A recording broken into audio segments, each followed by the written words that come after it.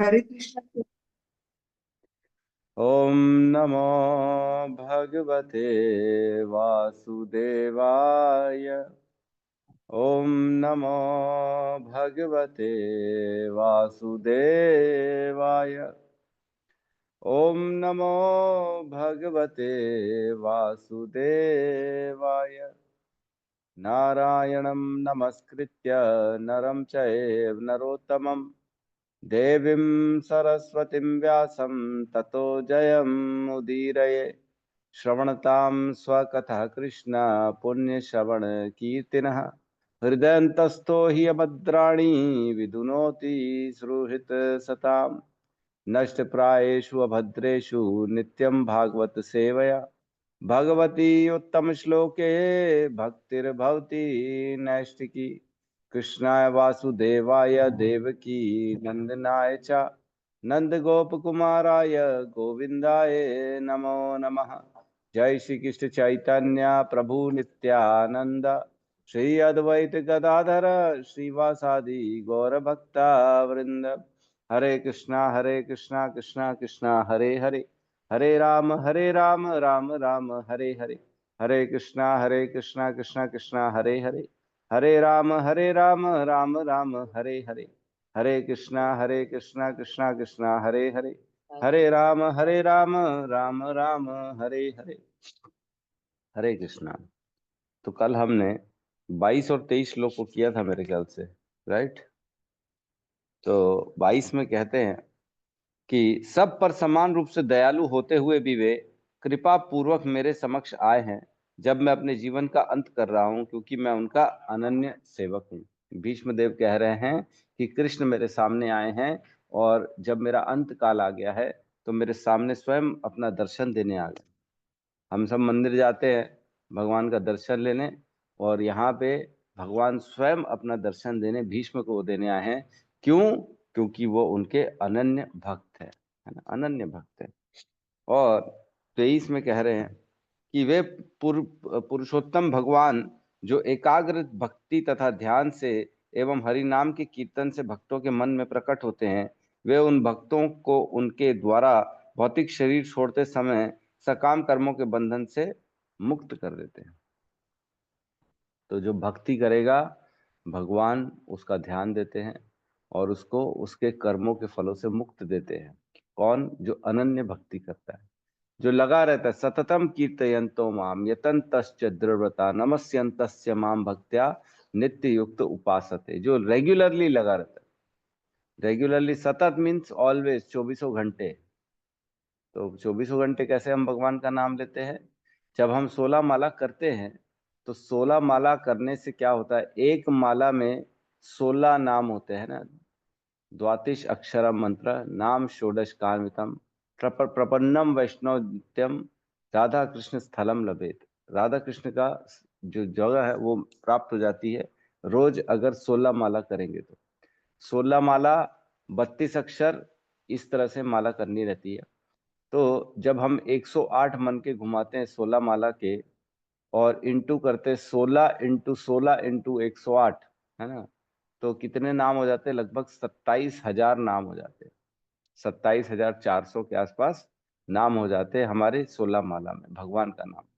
एक मंत्र में 16 नाम, और 108 मनके की ऐसी एक माला, और ऐसी 16 माला।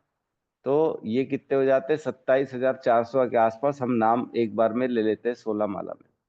और जो 24 घंटे होते हैं उसमें भी लगभग जो हमारी सांसें होती हैं वो 27,400 के आसपास ही होती है। तो इसलिए प्रभुपाद ने 16 माला का नियम दिया, ताकि भगवान का नाम हर सांस में रहे हमारे, है ना। एवरेज देखेंगे, एवरेज एवरेज निकालेंगे तो हर सांस में एक भगवान का नाम आ जाएगा। तो इसलिए हमको 16 माला रोज करनी चाहिए। इसी प्रकार भगवान जो है ना हमारे से प्रसन्न होंगे। प्रसन्न होंगे क्या? हमारे को उनको कोशिश करनी है। बाकी उनकी कृपा और अहेतु की कृपा होती है, वो तो किसी के भी ऊपर हो सकती है। ठीक है, तो हम आज अगले श्लोक में प्रवेश करेंगे। श्लोक क्रमांक 24, राइट? गलत तो नहीं बोल रहा हूँ? ठीक है प्रभु जी, 24 में यहाँ। 24 में ही। ठीक है, तो हम प्रवेश करते हैं आज के सत्र में।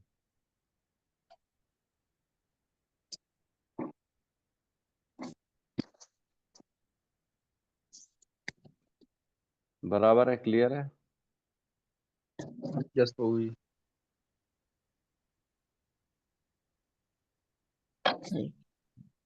तो श्लोक नंबर 24। सदेव देवो भगवान प्रतीक्षताम् तदेव सदेव देवो भगवान् प्रतीक्षताम् कलेवरं यावद् इदं हिनोम्यहम् कलेवरं कलेवरं यावदिदं हिनोम्यहम् प्रसन्नहासारुणलोचनलोचनम् प्रसन्नहासारुणलोचनलोचनम् मुखाम्बुजोधान पथश्चतुर्भुजः मुखान्भुजो ध्यानपथचतुर्भुजः हरे कृष्ण। सदेव देवो भगवान् प्रतीक्षताम् सदेव देवो भगवान् प्रतीक्षताम् कलेवरं यावदिदं हिनोम्यहम् कलेवरं यावदिदं हिनोम्यहम् प्रसन्नहासा लोचनोल्लसा प्रसन्नहासारुणलोचनो नोलसनम् अन्मुखाम्बुजो ध्यानपतश्चतुर्भुजा मुखाम्बुजो ध्यानपथचतुर्भुजः हरे कृष्ण। सदेव देवो भगवान् प्रतीक्षताम् सदेव देवो भगवान् प्रतीक्षताम् कलेवरं यावदिदं हिनोम्यहम् कलेवरं कलेवरं यावदिदं यावदिदं हिनोम्यहम् हिनोम्यहम् प्रसन्नहास अरुणलोचनोल्लसन् प्रसन्नहासारुणलोचनलोचनम् मुखाम्बुजो चतुर्भुजः मुखाम्बुजो ध्यानपथ चतुर्भुजः। हरे कृष्ण। बहुत सुंदर माता जी आपने गाया, एक और बार करवाइए ना, बहुत अच्छा लगा। हरे कृष्ण। आनंद आया? सदेव देवो भगवान् प्रतीक्षताम् तदेव देव देवो देवो भगवान् प्रतीक्षताम् कलेवरं यावद् इदं हिनोम्यहम् कलेवरं यावदिदं हिनोम्यहम् प्रसन्नहास अरुणलोचनोलसन् प्रसन्नहासारुणलोचनोलसन् मुखाम्बुजो ध्यानपथश्चतुर्भुजः मुखाम्बुजो ध्यानपथ चतुर्भुजः। कृष्ण। सदेव देवो भगवान् प्रतीक्षिताम् तदेव सदेव देवो देवो भगवान् भगवान् प्रतीक्षिताम् प्रतीक्षताम् कलेवरं यावद् इदं हिनोम्यहम् कलेवरं यावदिदं प्रसन्नहासारुणलोचनलोचनन् प्रसन्नहासा अरुणलोचनोल्लसा मुखाम्बुजोध्यानपथश्चतुर्भुजः मुखाम्बुजोद्यान पथश्चतुर्भुजः। चतुर्भुजः। अनुवाद। हे चतुर्भुज रूप वाले, उगते सूर्य के समान अरुण नेत्रों तथा सुंदर रीति से सजाए मुस्कुराते मुखारविंद वाले मेरे श्री भगवान, आप कृपा करके उस क्षण तक मेरी प्रतीक्षा करें जब तक मैं अपना यह भौतिक शरीर छोड़ ना दूं। ओम अज्ञानतिमिरन्धस्य ज्ञानाञ्जनशलाकया चक्षुरुन्मीलितं येन तस्मै श्री गुरुवे नमः। श्री चैतन्य मनोभीष्टं स्थापितं येन भूतले स्वयं रूप कदा मह्यं ददाति स्वपदान्तिकम् वन्देऽहं श्रीगुरु श्रीयुत पदकमलं श्रीगुरून् वैष्णवांश्च श्रीरूपं सागरजातं सहगण रघुनाथान्वितं तं सजीवं साद्वैतं सावधूतं परिजन सहितं कृष्ण चैतन्य देवं श्री राधा कृष्ण पादान् सहगण ललिता श्री विशाखान्वितांश्च हे कृष्ण करुणा सिंधु दीनबंधु जगतपते गोपेश गोपिका कांता राधा कांत नमस्तुते तप्त कांचन गौरांगी राधे वृंदावनेश्वरी वृषभानुसुते देवी प्रणमामि हरिप्रिय वाञ्छाकल्पतरोभस्य कृपा सिन्धुभ्य एव च पतितानां पावनेभ्यो वैष्णवेभ्यो नमो नमः नमो विष्णुपादाय कृष्णपृष्ठाय भूतले श्रीमते भक्तिवेदांत स्वामीति नामिने नमस्ते सरस्वती देवे गौरवाणी प्रचारिणे निर्विशेष शून्यवादी पाश्चात्य देशतारिणे जय श्री कृष्ण चैतन्य प्रभु नित्यानंद श्री अद्वैत गदाधर श्रीवासादि गौर भक्तवृंद हरे कृष्णा कृष्णा कृष्णा हरे हरे हरे राम राम राम हरे कृष्णा। बहुत ही सुंदर श्लोक है, ऐसा लग रहा है एक दो बार और पढ़ें, लेकिन नहीं, अभी नहीं पढ़ेंगे। तो यहाँ कह रहे हैं, हे सदेव देवो भगवान प्रतीक्षताम। आप वो कह रहे हैं सदेव देवो, आप देवताओं के भी परम स्वामी हैं। कौन कह रहा है? भीष्म देव। कहाँ पे कह रहे हैं? कुरुक्षेत्र में, जब शरशैया पे लेटे हुए हैं, जब उनके पूरे शरीर में बाण ही बाण घुसे हुए हैं, पूरे शरीर से रक्त निकल चुका है, उनके शरीर में अब रक्त नहीं बचा है, तो भी उनकी बुद्धि काम कर रही है। हमारे शरीर में एक कांटा चुभ जाए तो हम भागवतम ठीक से बैठ के सुन नहीं सकते हैं, ध्यान वहीं चला जाएगा, अरे बाप रे क्या इतना दर्द क्यों हो रहा है, क्यों परेशानी हो रही है। लेकिन भीष्म देव, जिनका पूरा शरीर छिन्न भिन्न हो गया है, ऐसी अवस्था में भी वो भगवान से प्रार्थना कर रहे हैं कि आप मेरे समक्ष खड़े रहिए। तो सदेव देवो, बहुत हम देखते हैं ऐसे जो उन्नत भक्त होते हैं ना, हम, अगर आपने किसी ने श्रील प्रभुपाद का अंत काल का भी वीडियो देखा होगा, जब पूर्ण रूप से उनका शरीर ना मांस खत्म हो चुका था, बहुत एकदम दुबले पतले, एकदम मतलब चर्बी थी नहीं, स्किन और हड्डी बस यही था लगभग, और वो अंत काल में भी लेट के और श्रीमद् भागवतम का अनुवाद डिक्टेट कर रहे थे, बोले जा रहे थे। तब जब डॉक्टर ने देखा ऐसी परिस्थिति है, तो डॉक्टर ने बोला इस स्थिति में तो व्यक्ति चिल्लाता है, बहुत ज्यादा रोता है, आंख से आंसू निकलते, इतनी तकलीफ होती है, लेकिन श्रीला प्रभुपाद तो प्रेम से श्रीमद् भागवतम का डिक्टेशन कर रहे थे, ट्रांसलेशन कर रहे थे, परपट लिखा रहे थे। तो ये स्थिति कब होती है? जब व्यक्ति शरीर को अपना नहीं मानता, वो शरीर से बाहर हो जाता है। अब शरीर से, शरीर के कष्टों से कोई लेना देना नहीं, लेकिन हमारे लिए बहुत मुश्किल है, हम ये समझ नहीं सकते हैं कि ये कैसे पॉसिबल है। हमारे को तो कुछ तकलीफ हो, आंख में अगर कीड़ा ही चला जाए तो बैठ नहीं पाएंगे, कांटा चुभ जाए पैर में तो बैठ नहीं पाएंगे, अगर कहीं कोई दुख तकलीफ है, दुख है, तो हम ना श्रीमद् भागवतम की कथा अटेंड करेंगे, ना और कुछ काम करेंगे। 2 दिन तबीयत खराब हो जाएगी तो हम बोले प्रभु जी आज तो क्लास अब नहीं ले पाएंगे, हम बैठ नहीं पाएंगे, हमारी तबीयत खराब है। क्यों नहीं बैठ पाएंगे? क्योंकि हम शरीर में ही उलझे हुए हैं।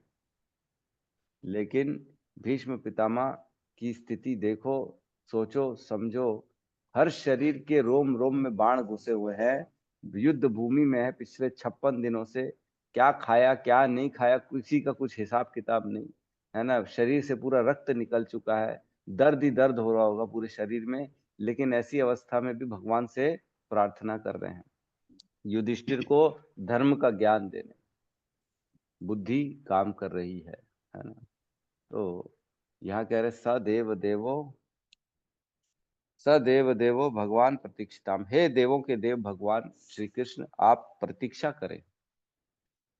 करें, हम वेट कराएंगे भगवान को नहीं, तो अधिकार से बोल रहे हैं आप, भगवान को अधिकार से बोल रहे हैं, क्योंकि वो भगवान के अनन्य भक्त है। भक्त जो होता है ना, उसका भगवान पे अधिकार हो जाता है। भगवान कहते हैं मेरे को खरीद लेता है मेरा भक्त। न साधयति माम योगो, न सांख्य धर्म उद्धव, न स्वाध्याय तपस त्यागो, यथोर भक्ति ममो अर्जिता। मेरे को खरीद लेता है, भक्ति से खरीद लेता है मेरे को। मेरे को योगाभ्यास से कोई खरीद नहीं सकता, मेरे को तप और त्याग से कोई खरीद नहीं सकता, मेरे को स्वाध्याय से कोई खरीद नहीं सकता, मेरे को सांख्य धर्म से कोई नहीं खरीद सकता, लेकिन भक्ति से मेरे को खरीदा जा सकता है। इसलिए तो भगवान भक्ति देते नहीं आसानी से। भगवान कहते हैं तू ले जा, मुक्ति ले जा भाई, जन्म मृत्यु के चक्र से निकल जा, घर बार ले ले, धन संपत्ति ले ले। माया तभी तो आती है ना, जो भक्ति करता है उसके पीछे माया आती है। चल भैया मैं तेरे को व्यवस्थाएं करके दे देती हूँ, सामान दे देती हूँ, स्त्री पुरुष का आकर्षण दे देती हूँ, तरह तरह की लुभावने ऑफर्स देती है माया। तो हमको भक्ति चूज करनी है, न कि माया। या माया या भक्त, कृष्ण, दो ही में से एक हम जीवन में किसी की भी एक की सेवा करेंगे, या तो कृष्ण की करेंगे या तो माया की। और कोई ऑप्शन है ही नहीं हमारे पास। हम क्या कर सकते जीवन में? या तो माया के द्वारा रचित इस शरीर और इस शरीर से उत्पन्न संबंधों और इस शरीर से उत्पन्न इंद्रिय तृप्ति के पीछे हम दौड़ के उनकी तुष्टि कर सकते हैं, या तो कृष्ण की सेवा कर सकते हैं। अगर कृष्ण की सेवा करेंगे तभी माया से छुटकारा पाएंगे, तभी ये ज्ञान होगा कि ये शरीर और इससे रिलेटेड जितनी सारी चीजें हैं वो हमारी हैं ही नहीं, ये तो छूटने वाली है। मृत्यु के बाद क्या कोई अपने साथ ले जाता है? या किसी को याद हो, रोहिणी नंदन प्रभु, पिछले जन्म में आप क्या थे? आपको याद है ना? 50 साल के आप हो गए हैं, तो लगभग 55 साल पहले कहीं ना कहीं तो आपका अस्तित्व रहा होगा, किसी न किसी शरीर में तो आप होंगे। तो उस शरीर में जो भी स्थिति रही होगी, आप पिता पुत्र बच्चे रहे होंगे, या कोई बहुत बड़े ओहदे में रहे होंगे, या हो सकता है कोई और योनि में रहे होंगे। तो उस योनि में भी शरीर रहा होगा, उस शरीर के संबंध होंगे, उनसे उस समय भी आसक्ति होगी। क्या वो आसक्ति आज भी है? नहीं। इसी प्रकार हमारे इस जीवन की आसक्तियां भी केवल केवल मृत्यु तक है। मृत्यु के बाद कोई आसक्ति नहीं रहती। ये हमें भुला दिया जाता है कि पिछले जन्म में आप क्या थे। लेकिन हम इतने ज्यादा अड़िग हैं कि हम इस जन्म में केवल शरीर से रिलेटेड जितनी चीजें हैं उसके प्रति आसक्त रहते हैं। मेरा धन, मेरी संपत्ति, मेरा पुत्र, मेरी पुत्री, मेरे माँ, मेरे बाप। कहाँ जाएंगे ये लोग मृत्यु के बाद? आपके साथ जाएंगे? कोई नहीं जाता। संसार में लाखों का मेला जुड़ा है ना, इस संसार में लाखों का मेला जुड़ा, लेकिन जब जब हंसा उड़ा, अकेला उड़ा। हंस को जो उड़ना है तो अकेले ही उड़ना पड़ेगा। कोई 8-10 लोग इकट्ठे हंस इकट्ठे हाथ पकड़ के नहीं उड़ते, अलग अलग ही उड़ते सबके सब। आकाश में उड़ना है तो अकेले उड़ना पड़ेगा। संसार को छोड़ के जाना है तो अकेले ही वो यात्रा करनी पड़ेगी। न गाड़ी है न घोड़ा है, वहां पैदल ही जाना है, पैदल जाना पड़ेगा। तो ये ज्ञान हमको अंदर डालना पड़ेगा, हमारे अंदर। भूल जाते बार बार। जैसी क्लास क्लोज होगी, फिर अपने वापस दोबारा से इंद्रिय तृप्ति में उसी के प्रयासों में लग जाएंगे। तो इस ज्ञान को लेना है पूरे जीवन भर। सदेव देवो भगवान प्रतीक्षा, भगवान को कह रहे हैं सदेव, हे देवों के देव कृष्ण, आप मेरी प्रतीक्षा करो। अब किस चीज की प्रतीक्षा करो? सामने तो खड़े हो। कलेवरम यावत इदम हिनोम्य हम। कलेवरम, कलेवरम मीन्स ये शरीर जो है, यावत मीन्स जब तक, कलेवरम यावत इदम हिनोम्य हम, मैं त्याग न दूं, जब तक ये मैं शरीर छोड़ ना दूं तब तक आप क्या करो? प्रतीक्षा करो, वेट करो। और क्या करें? प्रसन्न हासा अरुण लोचन लोसनम, मतलब जो आपका प्रसन्न हास, मुस्कुराता हुआ प्रसन्न आपका जो चेहरा है, आपका मुखारविंद जो है, कैसा है? प्रसन्नता एक तो आपके चेहरे में, और आपको जो देखता है उसके जीवन में प्रसन्नता आ जाती है ना। भगवान को देखने मात्र से, कभी मंदिर जाओ, राधा राज बिहारी के दर्शन करो, सामने खड़े होके, वाह, अच्छे से देखो भगवान को, कितने सुंदर लगते हैं। ऐसा लगता है देखते ही रहे देखते ही रहे। ऐसा लगता है साक्षात वाकई में भगवान ही खड़े हैं।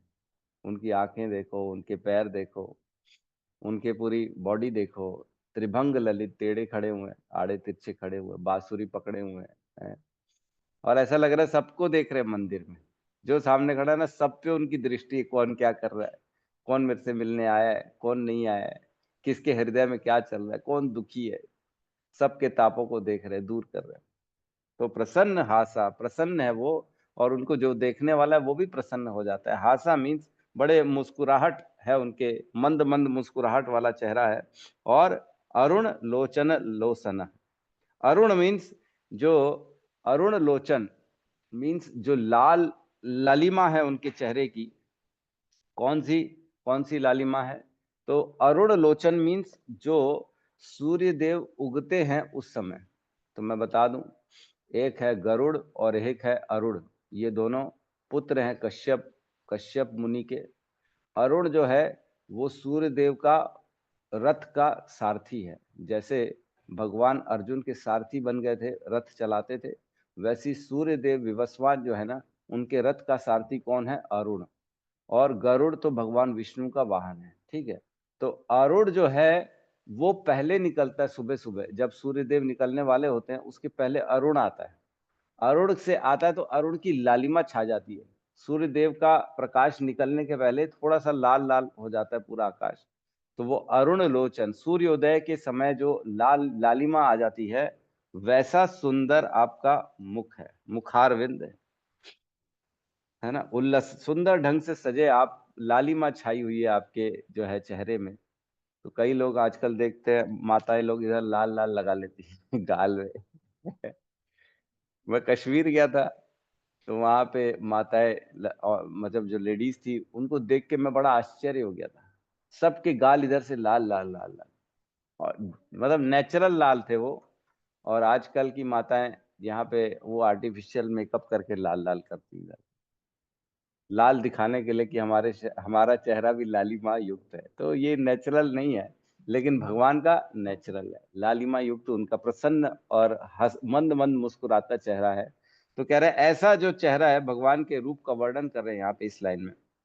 क्या कर रहे हैं? मुखाम भुजो ध्यान पथश चतुर्भुजा, है ना। मुखाम, मुखाम भुजो मतलब आपका ये जो उगलते सूरज के समान, जो कमल के समान आपका जो मुखारविंद है ना, ऐसा ध्यान पथश्च, मेरे ध्यान का पथ जो है, जो हम कहते हैं ना, मेरा ध्यान रुको, मुझे ध्यान करने दो, मुझे मेडिटेट करने दो। कोई अगर, कई आजकल अलग अलग चित्र आते हैं, वो ऐसे ऐसे ट्रायंगल ट्रायंगल वाले लोग बोलते हैं इसमें ध्यान दो, इसमें देखो, आपको बीच में एक बिंदु दिखेगा। तो ऐसा देखा जाता है, कई लोग ध्यान करते हैं किसी एक वस्तु पे, कोई एक कैंडल जला के उसकी ज्योति पे ध्यान करता है कि उसकी अंदर ज्योति में देखो क्या है। तो वैसे ही कह रहे हैं, मेरा जो ध्यान का पथ है, मेरे जो ध्यान का रास्ता है, उसमें चतुर्भुजा, आप चतुर्भुज रूप में खड़े रहो। आप मेरे वेट करो। एक तो पहले तो हे देव देवो भगवान प्रतीक्षिताम, आप मेरे भगवान हो, आप वेट करो मेरा। क्या चीज के लिए वेट करो? कि कलेवरम यावत इदम हिनो में हम, जब तक मैं ये शरीर न छोड़ू तब तक आप मेरा वेट करो सामने खड़े होके। और प्रसन्न हासा अरुण लोचन लोसना मीन्स जो आपका प्रसन्न चित्त मुस्कुराता हुआ कमल के समान लालिमा युक्त चेहरा है, ये मेरे ध्यान के पथ के सामने खड़ा रहे। कितनी अच्छी रिक्वेस्ट कर रहे हैं भीष्म पितामह। मरते हुए अंत काल में शरीर छूट रहा है उनका, और भगवान से विनती कर रहे हैं कि मेरे ध्यान के पथ में आप लगे रहो, आप खड़े रहो, हटना नहीं यहाँ से जब तक मेरा शरीर न छूट जाए। बहुत सुंदर, बहुत सुंदर। तो बेसिकली हम ये जानते हैं, हमने उस दिन भी चर्चा करी कि हमारा जो पूरा जीवन है, that is preparation for examination of death. हमारी मृत्यु कैसी हो, यही हमारे को चिंता होनी चाहिए और इसकी तैयारी करनी चाहिए। तो भीष्म देव सिखा रहे हैं हमको कि जो मृत्यु शैया अंत काल है ना, उस समय केवल और केवल भगवान का चिंतन होना चाहिए हमारे अंदर, और कुछ नहीं होना चाहिए। इसलिए कह रहे हैं मेरा ध्यान आपके चतुर्भुज में होना चाहिए। लेकिन उस समय चतुर्भुज रूप में नहीं थे, दो भुजी रूप में थे, लेकिन भगवान का चिंतन वो हमेशा चतुर्भुजी रूप में करते रहे होंगे। इसलिए यहाँ कह रहे हैं मैं चतुर्भुज, आप भगवान कृष्ण तो चतुर्भुजी है ही, ये कभी भी चतुर्भुज बन सकते हैं। तो कह रहे हैं आप, मेरा ध्यान आप पे एकदम स्थिर हो तब मैं प्राण छोड़ूंगा। मतलब अभी नहीं छोड़ने वाला हूं, अभी थोड़ा समय है, वेट करो। प्रतीक्षता मीन्स अभी वेट करो। अभी जब मैं पूरा कंसंट्रेशन के साथ आप पे अपने चित्त को स्थित कर दूंगा तब मैं प्राण छोड़ूंगा, तब तक आप यही रुको, वेट करो, अभी मत जाना यहाँ से, है ना। तो एक श्लोक आता है जिसमें 2.1.6 है ना, 2.1.6 उसमें कहते हैं श्रीमद् भागवतम में, एतावान सांख्य योगाभ्याम स्वधर्म परिनिष्ठितः जन्म लाभ परः पुंसाम अंते नारायण स्मृति। हमारे जीवन का अंत का लक्ष्य क्या होना चाहिए? हमारे जीवन का लक्ष्य ये होना चाहिए कि जब हमारे जीवन का अंत आए तब हमारे स्मरण में अंते नारायण स्मृति, अंत में नारायण की स्मृति हो। ये पूरे जन्म का सर्वश्रेष्ठ लाभ है। ये शास्त्र बता रहे हैं कि पूरे जन्म का पूरा जीवन जो हम जिए हैं, बचपन से लेके जवानी बुढ़ापा, जो भी किया है, उन सब का एकमात्र अगर सार निकाल के देखें, इस पूरे जीवन का लाभ तब है जब हमारे को अंत काल में नारायण की स्मृति रहे। कितनी बड़ी बात। एक कांटा गड़ जाता है तो ही भगवान को भूल जाते हैं हम। ए अम्मा ये आए रे, क्या हो गया रे, फिर तो बैठा नहीं जाता, ध्यान लगाया नहीं जाता। तो जब 40,000 बिच्छू एक साथ काटेंगे अंत काल में, इतनी तीव्रता से तकलीफ होगी, तब भगवान का कैसा स्मरण होगा, है ना। तो हमको अपने आप को प्रशिक्षित करना है, इतना अपने आप को एक्सपर्ट बनाना है कि हर काल हर परिस्थिति में मैं केवल और केवल भगवान का स्मरण करूं। इसीलिए कहते हैं ना, तस्मात् सर्वेषु कालेषु मम अनुस्मर युद्धस्य च मयि अर्पितो मनोबुद्धि मामेव एष्यसि संशय। हे अर्जुन, इसलिए मेरा स्मरण करते करते युद्ध करो। तस्मात् सर्वेषु कालेषु, हर काल हर परिस्थिति में मेरा स्मरण करते हुए युद्ध करो। अगर तुम ऐसा करोगे तो मेरे धाम को प्राप्त होगे। तो ये कृष्ण हमको भी कह रहे हैं कि सर्वेषु कालेषु मम अनुस्मर्य, रोजमर्रा कार्य च रोज के कार्य हमको करने हैं, तो भगवान का स्मरण करते हुए करने हैं। ठीक है, तो बहुत सुंदर श्लोक भीष्म देव ने कहा। अगले श्लोक में हम प्रवेश करते हैं, श्लोक नंबर 25।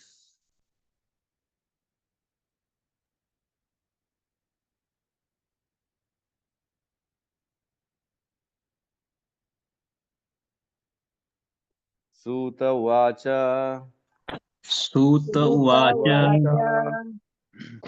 युधिष्ठिरस्तदाकर्ण्य युधिष्ठिरस्तदाकर्ण्य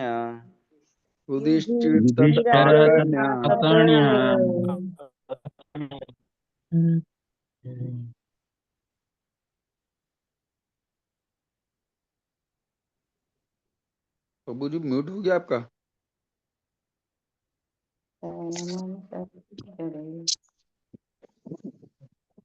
हरे कृष्णा, सुनाई दे रहा है? जी प्रभु जी, प्रभु जी।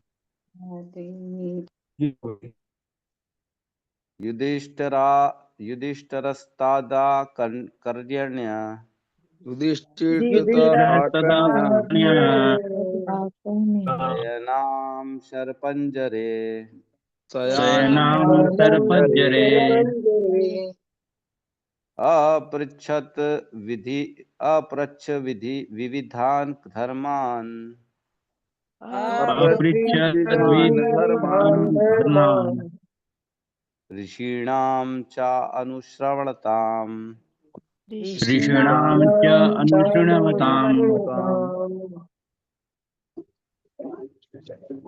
सूत उवाच सूत उवाच युधिष्ठिर तत् आकर्ण्य युधिष्ठिरतत् आकर्ण्य शयानं सर्पञ्जरे शयानं सर्पज्जरे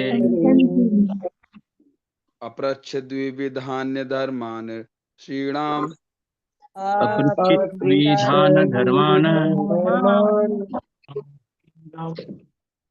शानुशृण्वताम्। ऋषीणां च अनुशृण्वताम्। सूत उवाच श्रुतवाच युधिष्ठिर तत् आकर्ण्य युधिष्ठिर युधिष्ठिराय शयानं शयानं सर्पज्जरे शयानं शयानं सर्पञ्जरे अपृच्छत् विधान् धर्मान् अपृच्छति विधान् धर्मान् ऋषीणां च अनुशृण्वताम् ऋषीणां अनुवाद। श्रील सूत गोस्वामी ने कहा, भीष्म देव को इस प्रकार आग्रहपूर्ण स्वर में बोलते देखकर महाराज युधिष्ठिर ने समस्त महर्षियों की उपस्थिति में उनसे विभिन्न धार्मिक कृत्यों के अनिवार्य सिद्धांतों के विषय में पूछा। तो अब बता रहे, जब भीष्म देव ने ऐसा कहा भगवान को कि आप वेट करो, अब मैं शरीर छोड़ने वाला हूं, और जैसे ही मैं शरीर छोड़ूं तब तक आप वेट करो, मैं आपका दर्शन करना चाहता हूं। मतलब अब ये समझ में आ रहा है कि कुछ ही समय में भीष्म देव अपना शरीर छोड़ने वाले हैं, है ना। तुरंत नहीं छोड़ रहे हैं, लेकिन जब उनका ध्यान स्थिर हो, जब वो परिस्थिति बनेगी तो वो छोड़ देंगे। तो युधिष्ठिर महाराज जो है ना, अब उनसे पूछ रहे हैं, किससे? भीष्म देव से कुछ पूछने वाले हैं, धर्म के बारे में, वो ज्ञान के बारे में जानना चाहेंगे। क्यों? क्योंकि युधिष्ठिर जो है ना, अंदर ही अंदर बहुत ज्यादा दुखी है। उनको ऐसा लग रहा है कि मेरे वजह से ये सारा कुछ गड़बड़ हो गया, इतने सारे लोग मारे गए। जबकि अभी अभी भीष्म पितामह ने बताया, सर्वम काल कृत मन्ये, मतलब ये सब कुछ काल के द्वारा किया गया है। हे युधिष्ठिर, तुम इस पे अपने आप को मत सोचो, ठीक है। तो ये तो बोल दिया, लेकिन फिर भी युधिष्ठिर चाहते हैं कि भीष्म से मैं कुछ ज्ञान ले लूं। तो अभी युधिष्ठिर ज्ञान लेंगे। तो ये कैसे पॉसिबल हो पा रहा है? ये कृष्ण के कारण हो रहा है। कृष्ण सबके हृदय में है। पहले कृष्ण ने युधिष्ठिर के हृदय में जो है उनको ये डाउट में डाला कि भाई जो है आप जो है दुखी रहो। कृष्ण ने भी समझाने की कोशिश करी, अन्य अन्य ऋषियों ने भी समझाने की कोशिश करी, लेकिन युधिष्ठिर महाराज संतुष्ट नहीं हुए। उनको ऐसा लगा कि नहीं, मैं तो अभी मैं गलत हूँ, मैं पापी हूँ, मेरे कारण हुआ है।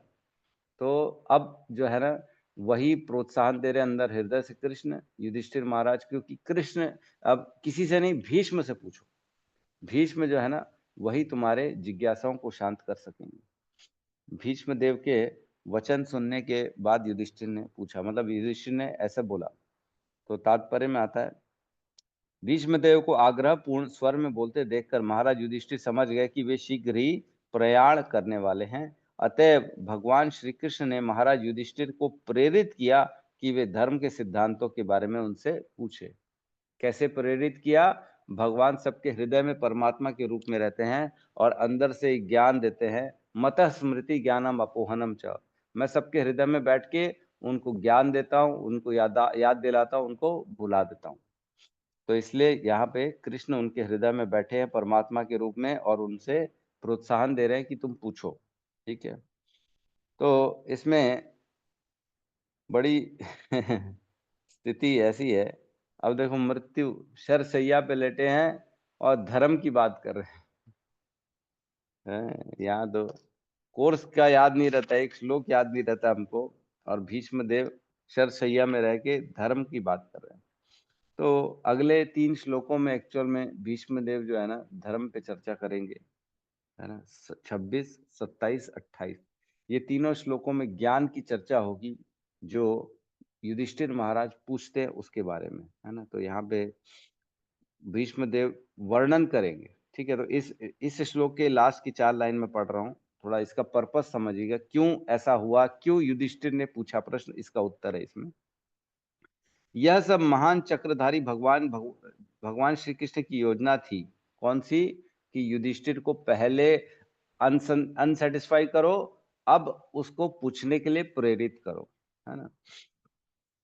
क्योंकि वे अपने भक्त की महिमा को स्थापित किया करते हैं। कृष्ण चाहते हैं कि उनके भक्त जो भीष्म है उनकी महिमा स्थापित हो, इसलिए ऐसा कर रहे हैं। पिता चाहता है कि उसका पुत्र उसकी अपेक्षा अधिक प्रख्यात बने। पिता चाहता है मेरा बेटा मेरे से भी बड़ा आदमी बने, वैसे ही कृष्ण चाहते हैं कि मेरा भीष्म जो है उसका नाम बहुत ज्यादा हो, बड़ा हो।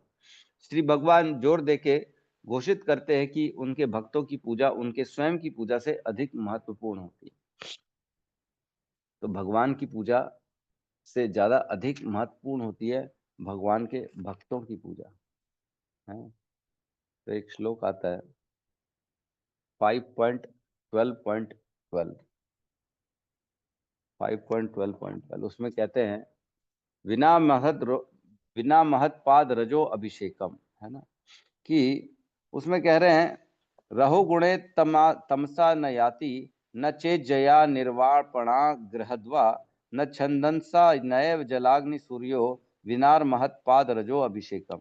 बिना भक्तों के चरण के रज की धूलि के हमारे को कभी भी भगवत प्राप्ति नहीं हो सकती, परम सत्य की अनुभूति नहीं हो सकती। ये कौन कह रहे हैं? जड़ भरत कह रहे हैं राजा रहुगुणा को। ज्ञान देते तब बताते हैं कि हे रहुगुणा, अगर तुम्हें परम सत्य की प्राप्ति चाहिए तो किसी शुद्ध भक्त के चरण में उनकी सेवा करो और उनकी कृपा लो, तब जाके आपको भगवान की प्राप्ति होगी, नहीं तो नहीं। भगवान भी वही कहते हैं कि मेरे से ज्यादा ऊपर मेरे भक्त हैं। तो इसलिए हम कहाँ जाते हैं? ऐसे शुद्ध भक्त के पास जाते हैं जो भगवान के सेवा में लगा हुआ है और अहेतु की, बिना हेतु के लगा हुआ है। ऐसे भक्तों की सेवा करने से ही भक्ति मिलती है और भगवान की प्राप्ति मिलती है, अदरवाइज नहीं मिलती है। ठीक है, तो 26, 27, 28 ये 3 श्लोक हैं। तो हम 26 को थोड़ा सा ले लेते हैं, एक बार पढ़ लेते हैं ताकि कल का एक बेस तैयार हो जाए। समय है इसलिए 26, 27, 28 तीनों को पढ़ ही लेते हैं, या तो श्लोक ही रिसाइट कर लेते हैं।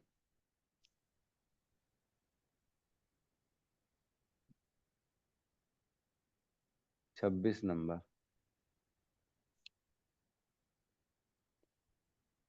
पुरुषः स्वभाव विहितान् पुरुष स्वभाव विहितान्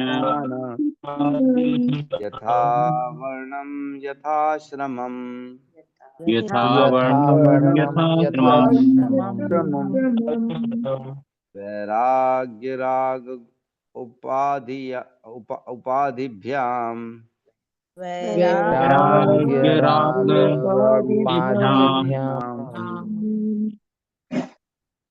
आम्नात भय लक्षणान् आम्नाय लक्षणान्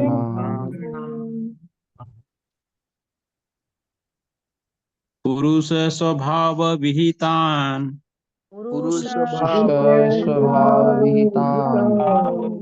यथा वर्णं यथा श्रमम्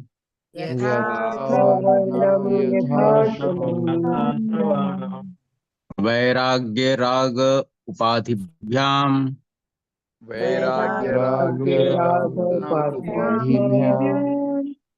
आम्नातो भय लक्षणान्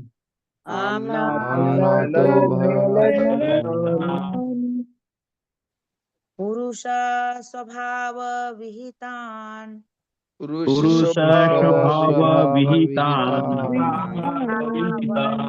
यथाश्रमम् यथा वर्णं यथा श्रमम् वैराग्य रागोपाधिभ्याम् वैराग्य रागोपाधिभ्याम् आम्नातो भय लक्षणान् आम्नातो भय लक्षणान्। हरे कृष्णा। पुरुष यस पढ़ी। पुरुष स्वभाव विहितान् पुरुष स्वभाव विहितान् यथा वर्णम् आश्रमम् यथा वर्णं यथा श्रमम्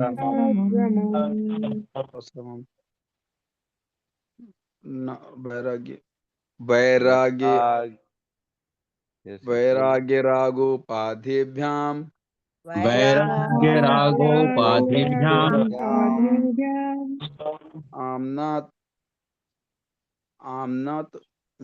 आम्नातो भय लक्षणान् आम्नातो भय लक्षणान्।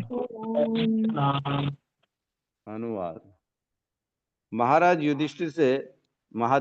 युधिष्ठिर के पूछे जाने पर भीष्म देव ने सर्वप्रथम व्यक्ति की योग्यताओं के अनुसार जातियों के वर्गीकरण, वर्ण तथा जीवन के आश्रमों का पूरा वर्णन किया।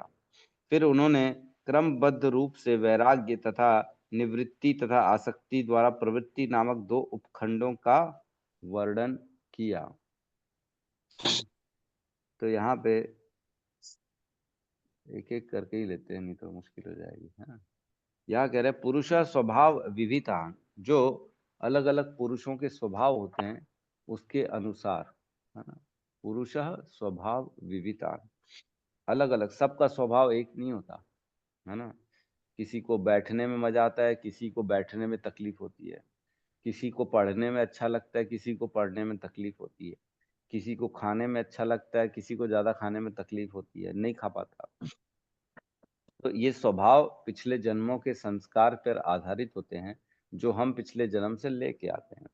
तो वही कह रहे हैं यहाँ पे, पुरुष स्वभाव विवितान, अपने अलग अलग स्वभाव के विवश होकर हर पुरुष जो है उसकी अलग ही इंटरेस्ट बन जाता है ना, उसके हिसाब से।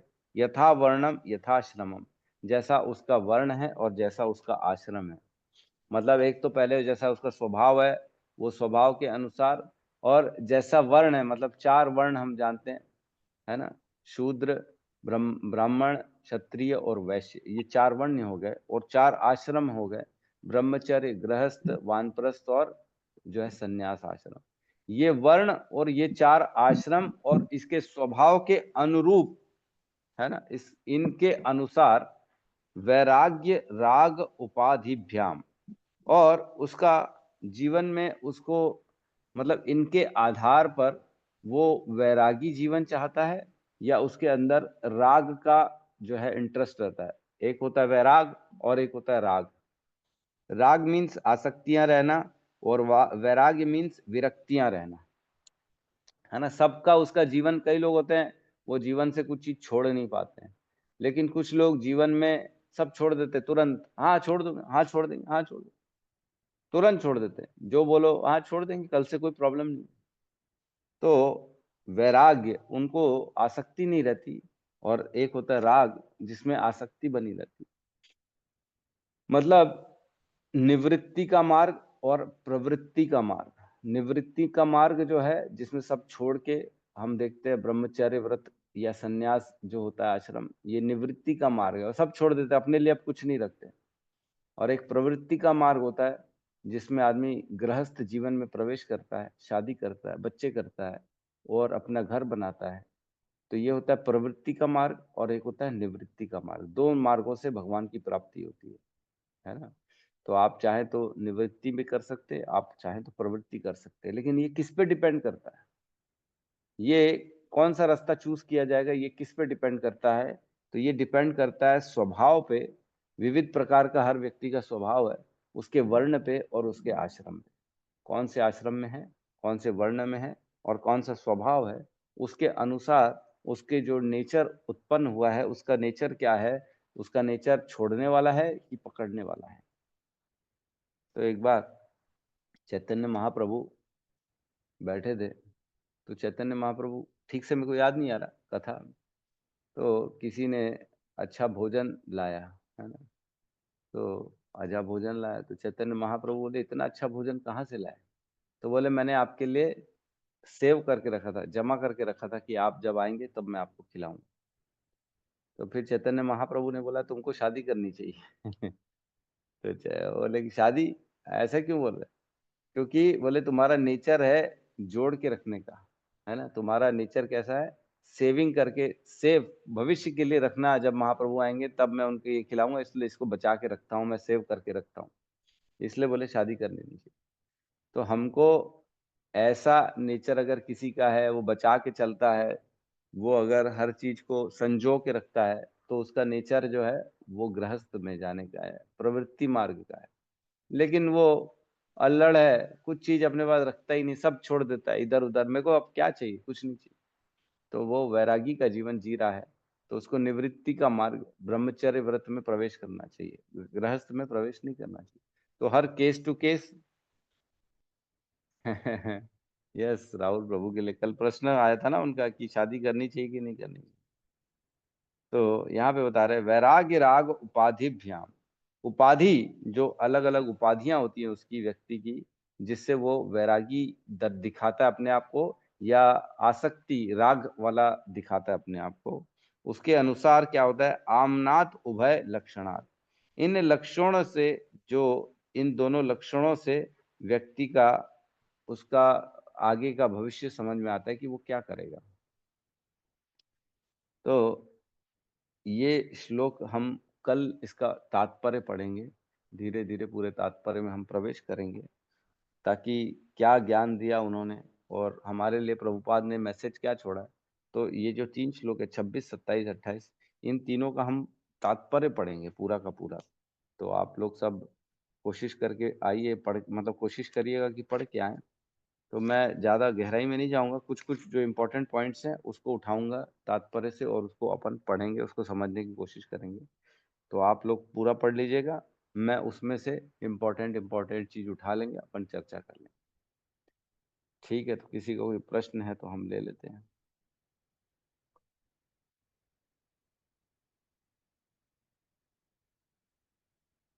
प्रभु जी आपका लेक्चर कैसा रहा कल का?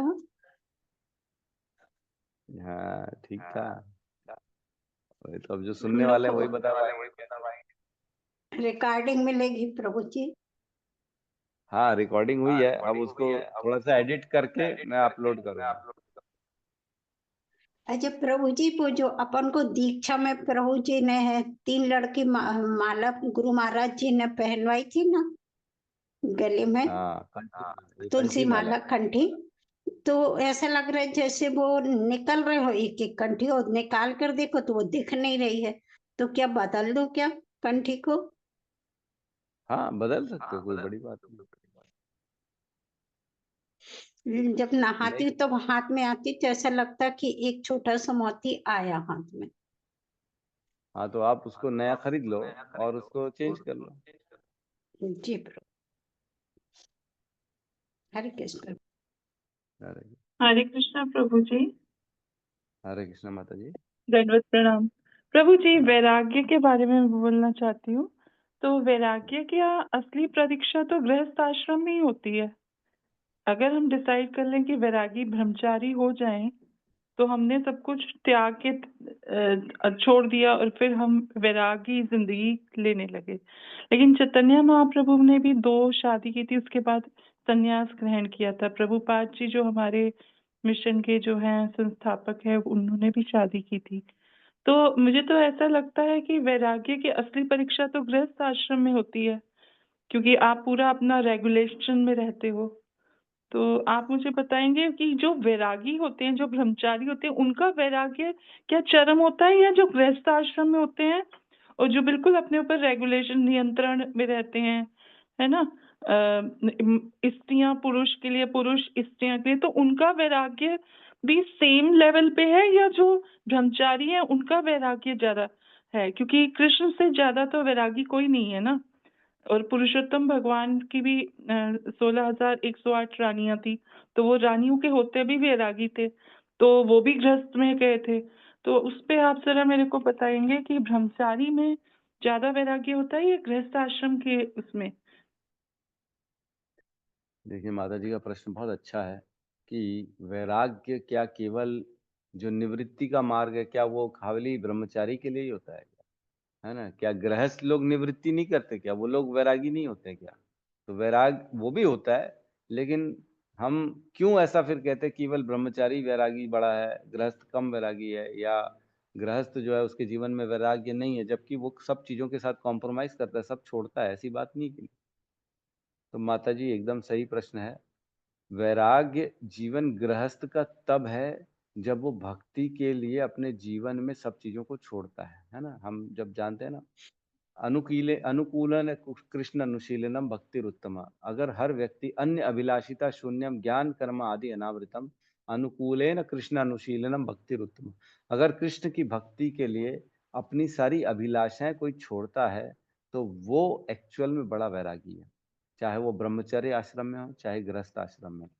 लेकिन फिर भी भौतिक दृष्टि से अगर देखा जाए, शुरुआत के दिनों में अगर किसी ने अपने सुख के लिए, अपने अपने भविष्य के लिए शादी नहीं करी, वो चाहता है कि नहीं मैं भगवान के पथ पे चलूंगा, मार्ग पे चलूंगा, तो इनिशियल स्टेज से ही ब्रह्मचर्य व्रत में जो है ज्यादा वैराग्य दिखता है।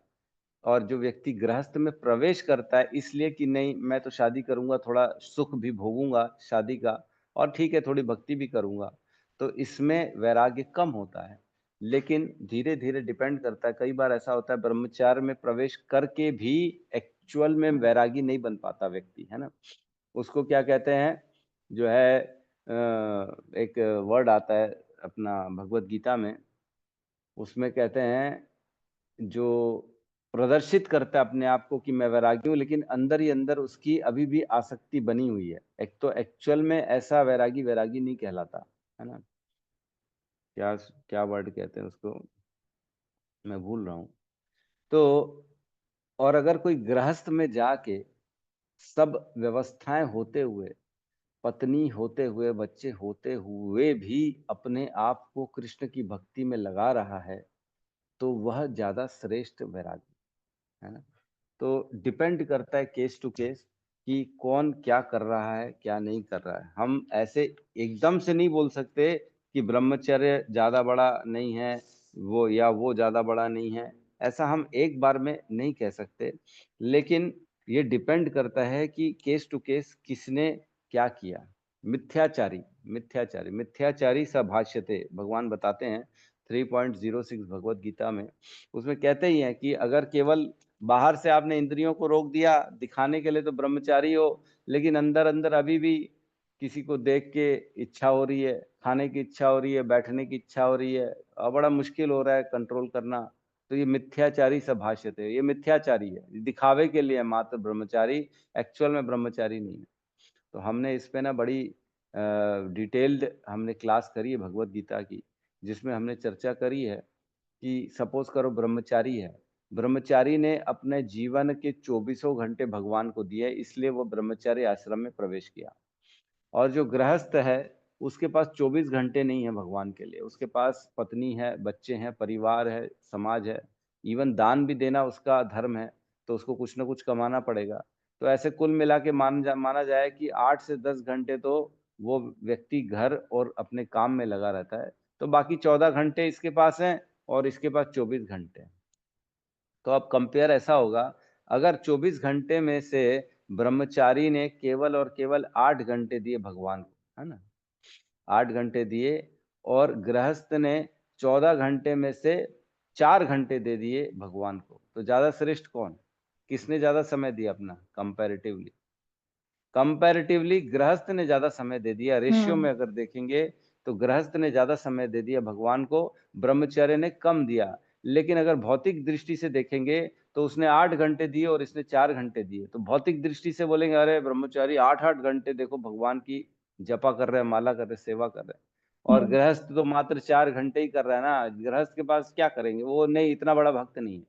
लेकिन अगर जब हम इसकी डिटेल में जाएंगे ना, तो भगवान की दृष्टि से वो ज्यादा, गृहस्थ ज्यादा बड़ा भक्त है कंपैरिजन में ब्रह्मचर्य के। तो डिपेंड करता है कि हम वाकई में अपने अंतःकरण में कितना भगवान को, हर चीज अपने भगवान को जो है समर्पित कर, अपने कर्मों को, अपने समय को, अपने ध्यान को। तो इस पे डिपेंड करता है कि कौन कितना बड़ा वैरागी है कि नहीं। तो ऐसे हम खाली बोलने भर से कि ब्रह्मचर्य बड़ा है गृहस्थ बड़ा है ऐसा नहीं कह सकते, क्योंकि केस टू केस अलग अलग होगा, हर केस में अलग होगा दोनों। हाँ जी, ठीक है थैंक यू ना? प्रभु जी, हरे कृष्णा, दंडवत प्रणाम। धन्यवाद, प्रणाम, हरे कृष्णा। प्रभु जी एकादशी कब है? 11 तारीख को, नहीं 10 तारीख को, 10 तारीख को प्रभु जी, 10 तारीख। 10 तारीख को।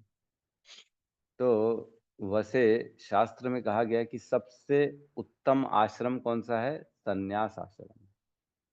संन्यास आश्रम सबसे उत्तम आश्रम है। तो संन्यास आश्रम क्यों उत्तम है? या तो जनरली देखा जाता है, जनरली ऐसा होता है, पहले व्यक्ति ब्रह्मचर्य में प्रवेश करता है, फिर गृहस्थ में जाता है, फिर वानप्रस्थ में, फिर संन्यास में, है ना। तो जनरली गृहस्थ आश्रम से हो के जनरली संन्यास आश्रम में जाया जाता है। लेकिन ऐसा नहीं है, कई बार ब्रह्मचारी भी डायरेक्ट जो है ना संन्यास में प्रवेश कर जाते हैं। तो संन्यास आश्रम is the best option, best आश्रम अमंग ऑल। ठीक है, तो हम यहाँ पे क्लास को क्लोज करते हैं। तो सब मिलके हरे कृष्ण महामंत्र का जाप करें। हरे कृष्ण। हरे कृष्ण प्रभु जी, हमारे साथ एक प्रभु जी जुड़े हुए हैं। हरे कृष्णा कृष्ण कृष्ण हरे हरे हरे हरे हरे राम राम हरे हरे राम राम राम राम हरे हरे। हरे कृष्णा। थैंक यू प्रभु जी। समस्त भक्त वृंद की जय। कुछ कह रहे थे कोई प्रभु जी, क्या कह रहे थे? जी मैं बोल रहा था, हमारे साथ एक नया प्रभु जुड़े हुए हैं, दुष्ट प्रभु बिहारी मंडल जी, ये नया जुड़े हुए हैं। अच्छा, नए प्रभु जी आए हुए हैं। बिहारी मंडल प्रभु, बॉस्टो बिहारी मंडल प्रभु, आपका बहुत बहुत स्वागत है प्रभु। हरे हरे कृष्णा। कृष्णा। आप अपना थोड़ा सा हरे परिचय कृष्णा दे प्रभु। सकते हैं तो? यस बताइए प्रभु जी, थोड़ा सा परिचय हरे दीजिए अपना। कृष्णा। हरे प्रभु आवाज आ कृष्णा। रही है आपकी? आवाज आ आ रही रही है प्रभु जी, आवाज आ रही है, कहिए। हरे कृष्णा, मैं पखानजोर से हूँ प्रभु जी। हरे कृष्णा। जी बोलिए प्रभु, हरे बोलिए। जी, ये प्रश्न है, ये जो माताएं भक्त है हमारे, इन लोग दंडवत प्रणाम का तो करते नहीं, मतलब आवेदन करते हैं दंडवत प्रणाम, ये क्या सही है क्या? माताएं लोगों को दंडवत प्रणाम? नहीं, माताओं को दंडवत प्रणाम नहीं करना चाहिए, माताओं को पांचांग प्रणाम करना चाहिए। पांचांग प्रणाम ही ऐसे माताओं के लिए संबोधित लेकिन ये तो करते हैं कि दंडवत प्रणाम। नहीं, अभी दंडवत हम नहीं करना ऑनलाइन है चाहिए। ना प्रभु जी, अभी हम सामने नहीं है, तो हम कोई भी दंडवत करें, साष्टांग करें, वो मन से कर सकते हैं, है ना, जैसे कहते हैं मानसिक रूप से पूजा, तो उसमें कोई नहीं है। लेकिन जब गुरु के सामने है या हम अपने शिक्षा गुरु के सामने हैं, तो हम साष्टांग पंचांग प्रणाम ही करेंगे, या हाथ से ही हाथ जोड़ के हरे कृष्णा बोलेंगे। तो बिल्कुल सही कहा माता जी ने कि जब प्रैक्टिकली करने की बारी आएगी तब दंडवत नहीं करेंगे, तब पंचांग करेंगे। लेकिन ये बोलने के लिए, रिस्पेक्ट देने के लिए कि हम आपके सामने डंडे के जैसे नीचे हैं, तो बोलने के कर लिए, सकते बाकी हैं, ऐसा है ना? ऐसे तो प्रभु जी हम सब आत्माएं हैं, बॉडी का तो कोई फर्क नहीं पड़ता, हरे तो हम कृष्णा। दंडवत प्रणाम करते हैं तो वो पूर्ण रूप से आदर देते हैं। आत्माएं हैं, आप मान रहे हो? माता जी, हरे कृष्णा। आप तो कह रहे थे कि कोई माता जी रहेगी तभी मैं दीक्षा लूंगी। ठीक है, ठीक है, हरे यहाँ पे कृष्णा। हम हरे कृष्णा, आपका बहुत बहुत स्वागत है हमारे ग्रुप में, बने रहिए आप हमारे साथ में। तो ठीक है, यहाँ पे हम क्लास को क्लोज करते हैं। सब मिलके हरे कृष्ण महामंत्र एक बार और बोल लेते हैं, फिर क्लास क्लोज करते हैं। हरे कृष्ण हरे हरे कृष्णा कृष्ण हरे हरे कृष्णा हरे कृष्णा कृष्णा कृष्णा राम हरे राम हरे, राम हरे हरे हरे राम हरे हरे राम राम राम राम हरे हरे राम राम राम राम हरे राम हरे। हरे हरे। समस्त भक्त समस्त वृंद भक्त की वृंद जय, जय जगत गुरु शील प्रभुपाद की जय, जय दाई गौर प्रेमानंद हरि मानंदे हरि हरि बोल, हरि बोल हरि हरि हरि बोल। हरि। हरि बोल हरे हरि कृष्ण बोल। प्रभु जी, धन्यवाद प्रणाम। हरे कृष्णा। हरे कृष्णा प्रभु जी, थैंक यू। दंडवत प्रणाम। दंडवत प्रणाम। हरे कृष्ण।